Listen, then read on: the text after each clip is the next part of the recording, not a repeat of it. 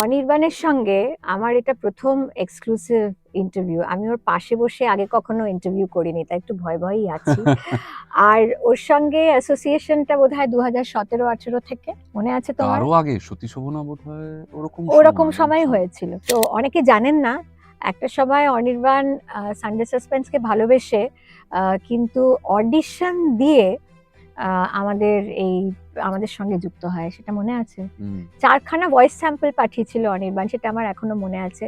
এবং আমিও আবার সেটা, আমার সেই ধৃষ্টতাটাও ছিল, ওকে বলেছিলাম এটা ভালো হয়েছে, এটা খারাপ হয়েছে। ধৃষ্টতা কেন হতে যাবে? এই কি পরিচালক হিসেবে এবং মানে প্রযোজক হিসেবে তো অবশ্যই সেটার, আমি মনে করি যে সেটা তো সবসময় হওয়া উচিত। এখনো যদি কোনো পরিচালক মানে প্রতিষ্ঠিত অভিনেতা হয়ে যাওয়ার পরেও যদি বলেন যে এই রোলটাতে বাবা আমি তোমাকে একটু দেখে নিতে চাই, তাতে তো কোনো অসুবিধা থাকার হ্যাঁ, কথা সেটা না। খানিকটা হয়েছিল। এবং আমার মনে হয় যে কটা গল্প প্রথম দিকে আমরা করেছিলাম, সেখানে বেশ একটা অন্যরকম চরিত্র ছিল।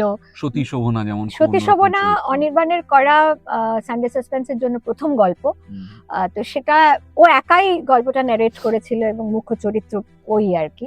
তারপরে ওকে আমি খুব আবদার করে তুমি সন্ধ্যার মেঘে একটা ছোট্ট রোলে ডেকে নিলাম। আরেকটাও আপনি আমার খুব ইন্টারেস্টিং দেখে, এবং সেটা একটা খুব খুব ইম্পর্টেন্ট একটা গল্প।